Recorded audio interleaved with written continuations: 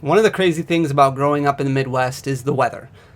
We don't have to worry about hurricanes or earthquakes, which is great. We do get the occasional tornado, but for the most part, we just have severe temperature changes and then snow. There can be one day where it's like 30 degrees outside in January, and the next day it could be like negative 30 degrees outside, and you just kind of learn to deal with it.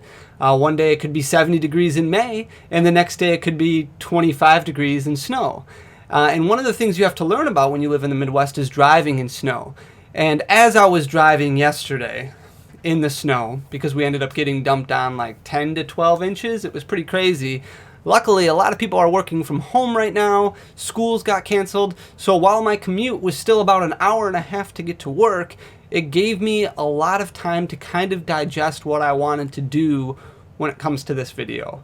So with that, what is going on, Fan Clan? Welcome back to the channel. Like I just said in that little introduction there, we got quite a bit of snow yesterday. Luckily, traffic wasn't too terrible. You just had to take it really, really slow. Like I said, we got about 10 to 12 inches in some areas. It was pretty bad, and the worst thing about it was it came and dumped a lot of snow right before the morning commute. And then it kind of snowed throughout the entire day, all the way up until, when we would typically leave work.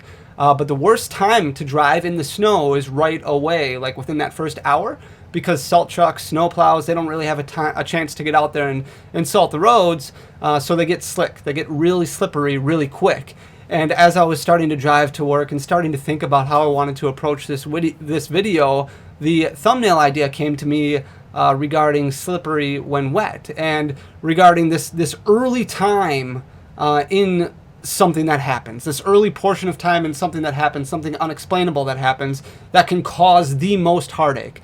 I've been getting quite a few requests to talk about the singles market right now and what we are seeing, what we're experiencing, because there's really a lot of ups and downs, a lot of extreme value increases when it comes to some cards, some singles that are out there on the market.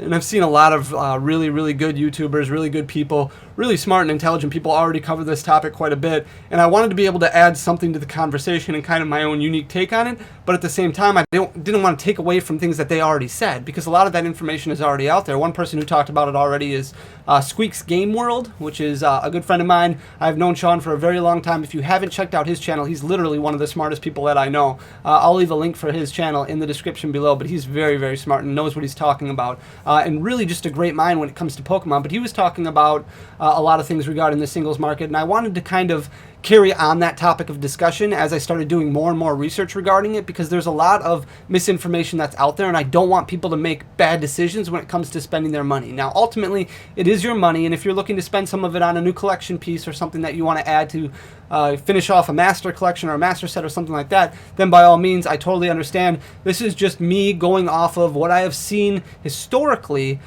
to what I am seeing now, and going off of analytical information to try and give you the best idea of how you should spend your money when it comes to completing those master sets. Maybe some things that you could wait on, so that way you're not kind of breaking the bank right now when it comes to finishing off those collections, because there are some cards that are just completely out of control. And I do want to highlight it right now, some of these cards that I just kind of researched. So I'm just going through some full art trainers right here, and I'll try and put some of them up in the corner over there while I go through them. But I wanted to go through these because these are what we've seen a huge spike in lately. We've seen a huge spike in these. We've seen a huge spike in some staff cards, and a lot of that is just because Pokemon came out and said that they were discontinuing staff cards, and then full art trainers have just, like I said, gone crazy. So I just went through a few of them, and I want to start out and just go over.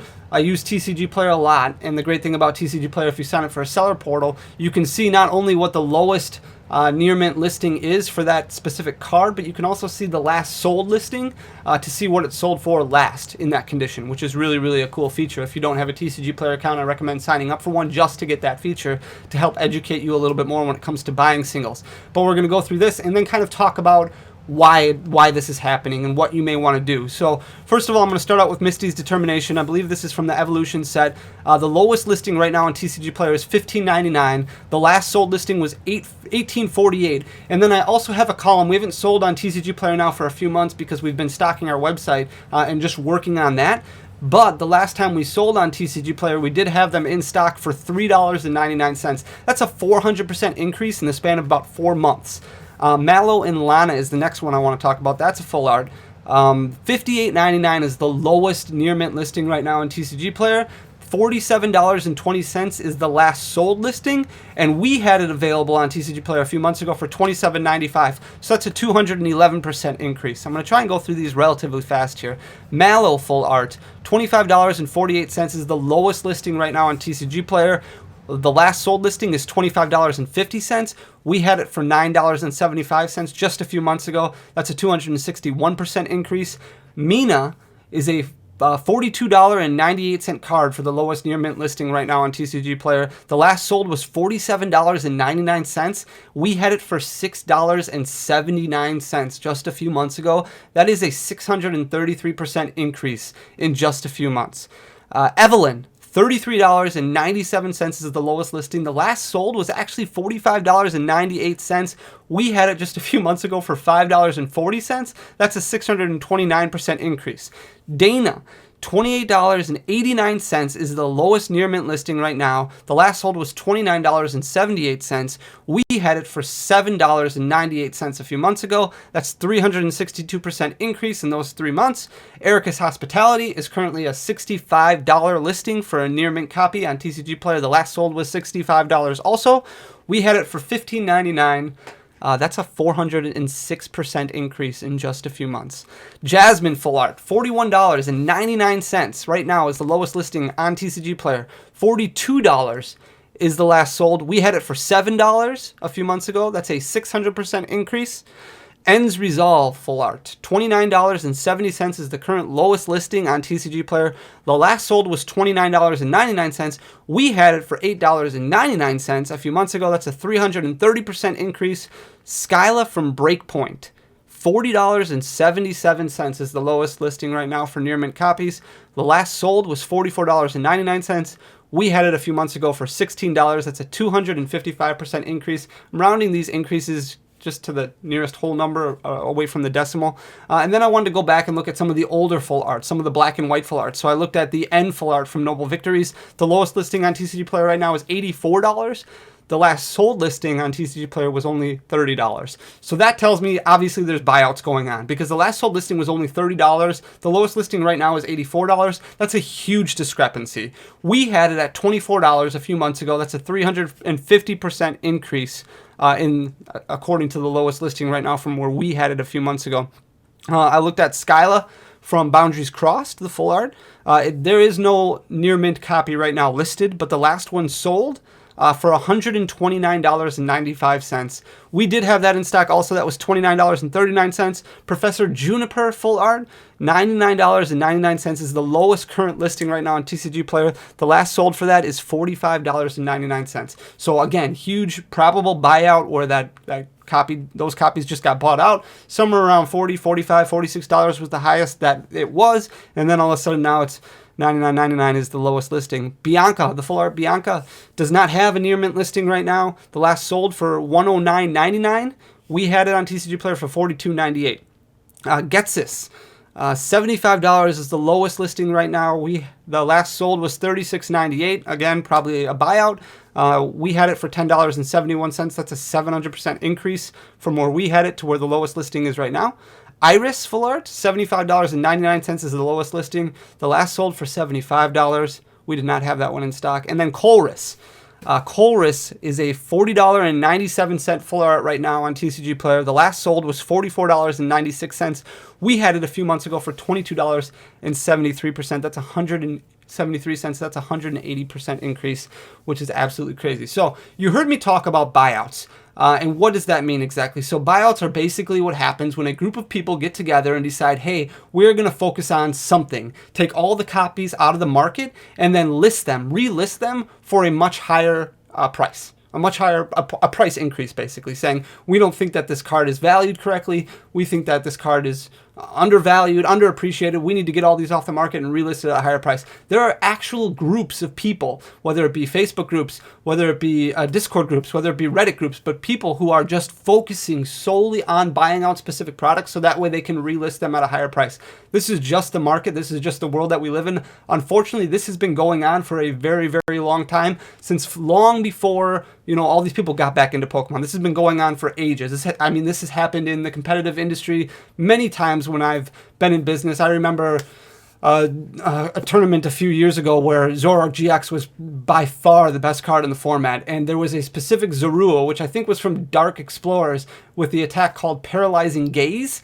And it literally overnight went from like a $1.50, like a 50 cent to $1 common, all the way up to $20 to $25 a piece just in one night. And that happens when somebody wins a big tournament with it, or it's expected to do very well at a tournament. Some of these competitive players or some of these groups go out and buy out all these cards so that way they can relist it at the proper price that they think that it should be at, and that way they can make an increase in profit based off of that. Is it right?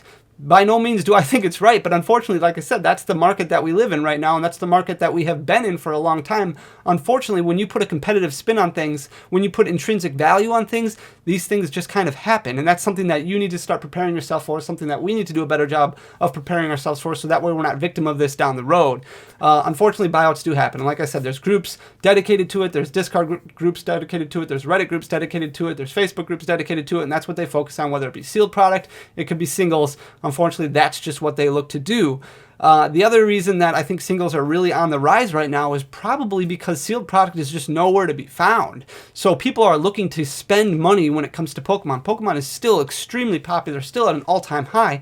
And really over the past few months with all the manufacturing issues, all the backstock has been sold now, store shelves are empty. People are looking to recuperate and continue to make money. So they're turning to the next option that's out there, and that is card singles. When all the sealed product is gone and you still want to make money off of Pokemon, where do you go? Well, a lot of these buyout groups are going to singles because all the sealed product is gone. There's not a whole lot of Champion's Path to buy, and even if there was, it's not turning at the profit margins that it was when it first came out, so they're focusing on something else.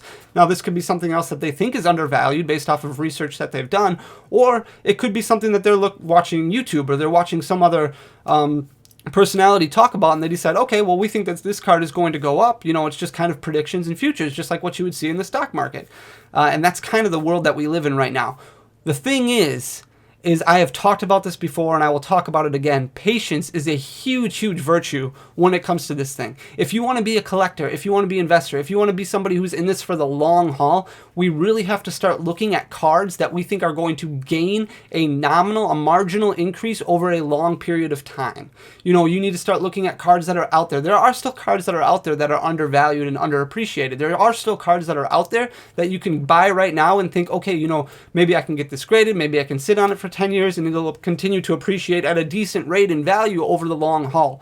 I do not see full art trainers appreciating at these rates for a long time. We went over some of these cards where the lowest listing was almost double what the last sold listing was. So what does that tell me? That tells me that the demand for that specific card isn't there. But in order to keep things decent, they went out and they bought out all the full art trainers, whether it be on Troll and Toad or Collector's Cache or Cool Stuff Inc. or all these other websites that are out there, TCG Player, Amazon, eBay, all these places that you would typically go to look at singles, they bought them all out so that way they could set the market value. But if we hold off on purchasing them to finish our master sets or whatever it is we're looking to finish, those prices are going to come back down to earth. And I really do think we're going to see a major price correction in some of these areas. Maybe not right away. It may take a year and a half for these prices to come back down. But a lot of these cards are still modern. A lot of these cards are susceptible to reprints. A lot of these cards could change within a year and a half. Some of these older cards, like a Colress, like a Getsis, like an Iris, like a Juniper, like a Skyla from Boundaries Cross or an N, those make a little bit more sense to be up at a higher level. But some of these cards like Mallow and Evelyn and Dana and Jasmine, they don't make sense to be selling for $50, $60, $70, $80 a piece.